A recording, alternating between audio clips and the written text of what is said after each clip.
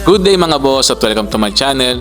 Ngayon share ko sa inyo kung paano gumawa ng improvised extension power outlet. Tara, simulan na natin.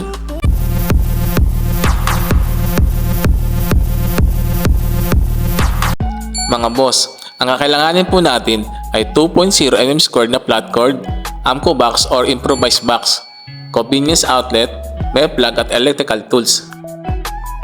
Mga boss, unahin po natin ikabit ang plug. Talupan po natin na magkabilang wire ng flat cord at iikot po sa screw. At higpitan po mabuti para maiwasan ang loose connection.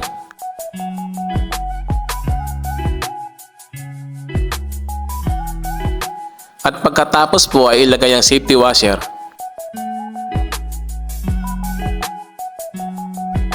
Mga boss, ipasok na po natin ang flat cord sa loob ng improvised na utility box. Nasa sa inyo na po kung anong design ng box ang gusto nyo. Mga boss, safe naman po ito. As long na hindi lalampas ang capacity ng flat cord ang appliances na isasaksak ninyo. Dahil 2.0 mm² lamang po ang flat cord natin, 15 amperes lang po ang capacity niya. Kaya po dapat i-double check ang wattage ng appliances bago po isaksak sa extension cord. Mga boss, duduktungan po natin ng THHN wire ang flat cord dahil hindi po ito papasok sa device. Mga boss, iduktong na po natin ang mga wire. Mga boss, maaari din po kayong gumamit ng roller cord. Yun nga lang po ay doble impression nito sa flat cord. Ang kagandahan lamang po sa roller cord, may mabibili po kayong 3 at 4 ng laman. Saktong-sakto lamang po kung gusto nyo maglagay ng grounding wire.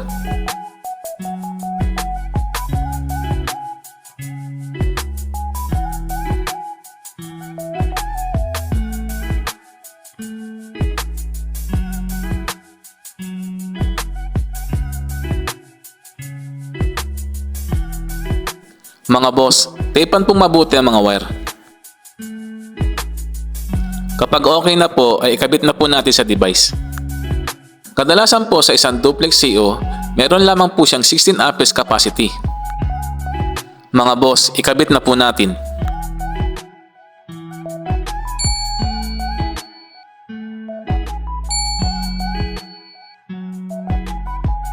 Mga boss, itusok nyo lamang po sa butas.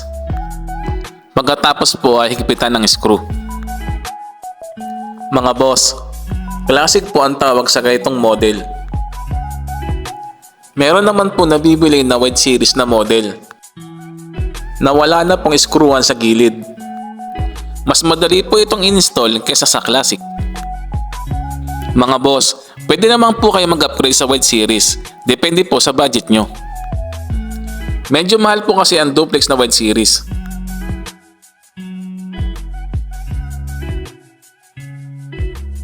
Dahil nga po dalawa lang po ang wire ng flat cord, wala po tayong maikakabit na grounding.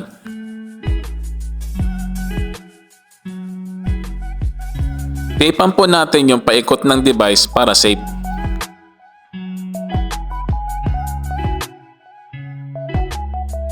Mga boss, kung balak nyo pong bumili ng extension power cord, ay mas maganda po mag-assemble na lamang po kayo ng sarili nyong extension cord.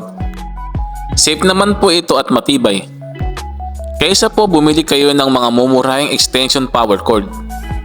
Nakadalasan ay substandard, kaya mabilis mag-overload at pagsimulan ng sunog. Mga boss, i-fix na po natin.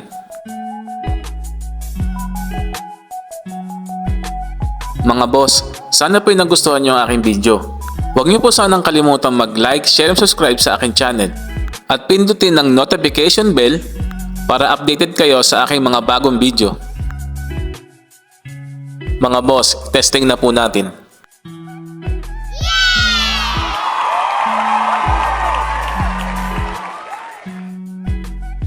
Mga boss, hanggang dito na lamang po at maraming salamat po.